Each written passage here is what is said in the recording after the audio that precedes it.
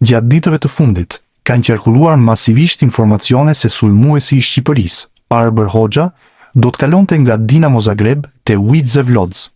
Megjithatë, qasja e gazetarit polak Tomasz Wlodarczyk i ndryshon të gjithë skenaret. Wlodarczyk shprehet i bindur se transferimi i shqiptarit te Widzew Łódź nuk do të ndodhë, pavarësisht aludimeve. Nuk jepen më shumë detaje nëse ka të bëjë me kërkesat e Dinamo Zagreb apo sulmuesi kuqezi kërkon ekip më dinjitoz në arenën e futbollit evropian. Hoxha ka kontratë me skuadrën nga Zagrebi deri në verën e vitit 2029, ndërsa kartoni i tij vlen 3 milion euro sipas Transfermarkt. Para disa muajsh, qarkulluan informacione se për 27 vjeçarin ishte interesuar edhe Hull City në Angli. Julian Shehu është në radarin e Olympiakos. Gjigantët e Greqisë e mbyllon sezonin si nën kampion, ndërsa tashmë po mendojnë për përforcime. Vetë firma me Shehun nuk do të jetë as pak e lehtë.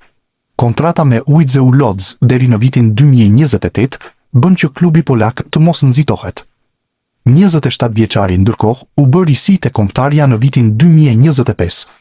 Madje u kthye edhe në titullar për ekipin e Silvinios gjatë kualifikueses të botrorit, ku u arrit faza play-off. Për plot 4 vite u kthye në titullar i rëndësishëm i Widzew Łódź. Vetëm në sezonin e dytë në Poloni u penalizua nga një dëmtim i rënd, teksa prej kohësh ndodhet në formën më të mirë. Shehu tashmë regjistron plot 103 ndeshje me ekipin e elitës polake. Gjatë kësaj kohe janë shënuar edhe 9 gola, si edhe asistuar 8 të tjerë. Jelber Ramadani do të vazhdojë të jetë pjesë e Lecces, siç edhe ishte paralajmëruar deri tani. Mesfushori i kombëtares e firmosi kontratën e re edhe për një sezon. Ramadani pati një sezon të jashtëzakonshëm. 30 vjeçari ishte lojtari me më tepër distancë të përshkuar te Lecce, ndërsa klubi arriti mbijetesën. Ramadani u afrua te Lecce thuajse 3 vite më parë. Aktualisht është në kuotën e 104 ndeshjeve me klubin italian, por të gjitha gjasat janë që të bëhet ekipi ku regjistron më tepër paraqitje. Aktualisht është vejle me 123 ndeshje. Ramadani është titullar në mesfushën e Lecces. Vetëm sezoni 2024-2025 ishte disi i vështirë për të, për shkak se humbi për një moment vendin e titularit. Trajneri shqiptar, Besnik Hasi, do të nisë një aventurë të re në Superligën e Turqisë, teksa i është besuar timoni i Ahmet SK, që këtë edicion sigurojnë ngjitjen në elitë. Hasi së fundmi ishte te Anderlecht, por u shkarkua për shkak të rezultateve negative. Te skuadra e re, Hasi do të gjejë ish sulmuesin e Tiranës Florent Hasani. Prezantimi i shqiptarit u bë ditën e sotme, ndërkohë që do të kërkojë të ndërtojë një ekip dinjitoz për të rivalizuar në elitën e futbollit turk. Klaus Gjasula ka njoftuar se do të largohet nga Rot-Weiss Essen, por mesfushori i kombëtares shqiptare do të mbetet në Bundesliga 3. Gazetari gjerman Martin Herms ka zbuluar edhe klubin e ri të 36 vjeçarit. Ish mesfushori i kombëtares shqiptare do të bashkohet me TSG Hoffenheim 2 në një kontratë 2 vjeçare. Kushtet ekonomike dhe të qenurit shumë plan familjes kanë bërë që Gjasula të firmos me Bardhe Blut. Kujtojmë se gjatë gjithë karrierës së tij, 36 vjeçari ka luajtur vetëm në Gjermani. Klaus Gjasula është aktivizuar me ekipe si Offenburg, Freiburger, Bahlinger, Mannheim, Duisburg, Hallescher, Paderborn, Hamburg dhe Darmstadt. Talenti i Shqipërisë U17, Afrin Gashi, ka bërë hapin e rëndësishëm në karrierë, duke kaluar nga U17 te U19 te Bayern Munich. Ky avancim dhe besimi që jep klubi bavarez talentit shqiptar është sinjal pozitiv për të ardhmen. Në grupmoshën U19 te ky klub ka kaluar edhe talenti shqiptar i Kosovës, Erblin Osmanaj. Më 11 shkurt të vitit 2025, Gashi kreu debutinin te Shqipëria, konkretisht te U16 kundër Hungarisë. Interesante do të jetë evoluimi i qendërmbrojtësit, nëse do të fitojë terren te ekipi kryesor i Bayern, aty ku konkurenca është në pjedestal, apo do vijojë diku tjetër. Aventura e Giacomo Vrionit në Itali ka mbaruar shumë shpejt se sa mendohej. Sulmuesi kombëtarës shqiptare i ka dhënë lam të mirën Çesenës dhe është zyrtarizuar sot si futbollisti më i ri i Wolfsberger në kampionatin austriak. Vrioni u largua në vitin 2022 drejt Qëmbas, ku luajti me New England dhe Montreal në Major League Soccer, një aventurë që e bëri milioner pasi përfitoi më shumë se $6 milion në 4 vite, por që e la në hije sa i përket futbollit të rëndësishëm dhe i largoi edhe nga radhët e kombëtares. Tani Vrioni është kthyer në Austri, ku ka firmosur për 2 vite në një kampionat që njeh mirë, pasi në vitin 2022 ai u largua nga atje si koçënuesi më i mirë i tij, duke ndarë vendin e parë me Karim Adeyemi. Wolfsberger njofton firmën me sulmuesin 27 vjeçar Giacomo Vrioni, futbollist i lindur në Itali, bashkohet klubit nga skuadra Serie Cesena, futbollisti i cili më parë ka luajtur me moshat e Italisë dhe më pas me kombëtaren shqiptare, kaloi shenjën e tij në Bundesligën austriake. Në sezonin 2021-2022 futbollisti i huazuar aso kohë nga Juventusi luajti në ndrikimin e Thomas Silberberger tek Tirol dhe me 19 gola ndau titullin e golçënuesit më të mirë me Karim Adeyemi. Pas 2 etapave në Major League Soccer me New England, 22 gola në 78 ndeshje, dhe Montreal 4 gola në 10 ndeshje, ai u kthye në Itali 6 muaj më parë për të bashkuar me Cesenën. Tani ai kthehet në Bundesligën austriake ku lojtari 188 cm i gjatë ka firmosur një kontratë vjeçare me Ulqerit, shkruaj në njoftimin e klubit austriak. Sezoni që sapo u mbyll ishte më i miri në karrierën e Silvio Mercait. Sulmuesi i Sud Tirol shënoi 9 gola e dha 1 asist në këtë edicion në Serie B italiane, duke ndihmuar ekipin që të siguronte mbijetesën. Ai ka edhe një vit kontratë me klubin e tij, por sipas Corriere dell'Alto Adige, klubi po mendon që të shfrytëzojë Mercain për të rregulluar bilancet dhe për të siguruar të ardhura për ndërhyrje në merkato.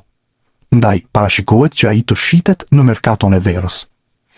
Në skenë ka dalë që tani një klub i interesuar për të, pasi Vicenza, e sapo ngjitur nga Seria C, kërkon përforcime për edicionin e ardhshëm dhe sheh te Mercai një futbollist që mund ta ndihmojë për qëndrimin në Serin B. Një nga emrat më të spikatur të këtij sezoni mes futbollistëve shqiptar ka qenë padyshim Ylber Ramadani. Mesfushori i kombëtares u kthye në një lider të mrifillt në radhët e Lecces, duke ndihmuar ekipin që të siguronte përsëri mbijetesën në elitë. Kjo bëri që Lecce të mos hezitonte që të rinovonte kontratën e mesfushorit kuqezi, duke aktivizuar klauzolën e zgjatjes së saj për një tjetër sezon. Por vazhdimësia e tij në klub tashmë është në dyshim. Tuttosport bën të ditur se një klub me mjaft emër si Torino ka kthyer syt nga Ramadani dhe po projekton një transferim të mundshëm të tij gjatë verës. Megjithatë, pengesë mund të bëhet edhe oferta që ka marrë ai nga Bundesliga gjermane dhe që mund të bëhet tunduese nëse Ramadani vendos të ndrojë kampionat. Albion Dramani duket se po bëhet gati për hapin e madh në karrierë. Sulmuesi i Spartës së Pragës mund të ndryshojë ekip, ndërsa Venetia në Serie A ka shfaqur interes. Kartoni i 25 vjeçarit vlerësohet 8 milion euro.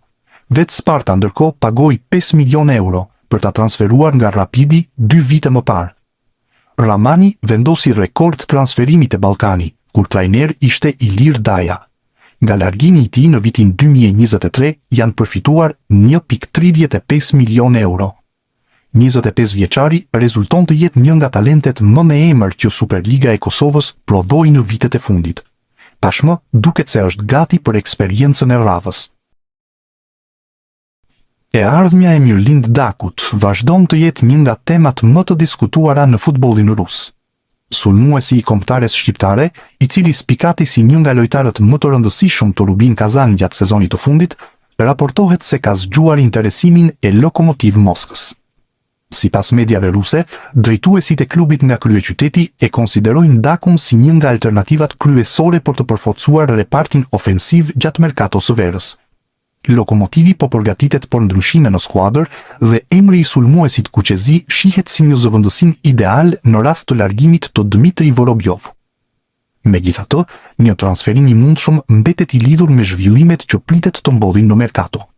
Burime pranë lojtarit bëjnë me dije për Panorama Sport se deri në këtë moment nuk ka asnjë ofertë konkrete në drejtim të Rubin Kazan apo vetë Dakut, pavarësisht interesimit që po qarkullon në mediat ruse. Në të njëjtën linjë është shprehur edhe babai i futbollistit Fehmi Daku, i cili ka mohuar ekzistencën e ndonjë oferte zyrtare. Ai ka theksuar se sulmuesi ndihet i vlerësuar dhe shumë i kënaqur te Rubin Kazan, klub ku ka arritur të shfaq potencialin e tij maksimal. Por momentin, gjithçka mbetet në nivel interesimi, ndërsa Daku vijon të jetë i fokusuar te Rubin. Gjithsesi, performancat e tij të fundit kanë bërë që emri i tij të monitorohet nga disa klube të rëndësishme të kampionatit rus, çka lë të hapur mundësinë që situata të marrë zhvillime të reja në javët e ardhshme. Joe Nureddini është talenti i Genoas, të cilit sot i është besuar kontratë deri në vitin 2029. Kjo tregon edhe besimin e klubit të Serie A për talentin shqiptar. Nureddinit ju bë realitet një ëndër në moshën 18 vjeçare, pasi debutoi në Serie A. Edicioni u mbyll me makth, për shkak se këputi ligamentin e kryqëzuar anterior, ACL, në muajin shkurt, dhe më pas në mars duhet i nënshtrohej operacionit. Drejtori sportiv i Genoas, Diego Lopez, u shpreh: Genoa vazhdon të jetë një vatër talentesh, dhe historia e Joe-it është një nga dëshmitë më të qarta të kësaj. Tani përgjegjësia jon është të ndihmojmë në rritjen e lojtarëve premtues si ai dhe ta shoqërojmë në mënyrën më të mirë drejt pjekurisë së plotë, edhe në momente të vështira si ky që po kalon.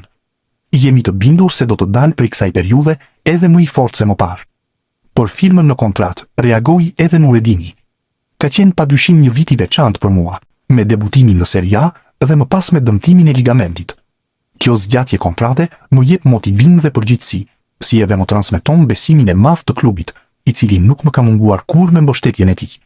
Mezi pres të rikthehem në fushë. Kujtojmë se trajneri Daniele De Rossi i besoi në debutim.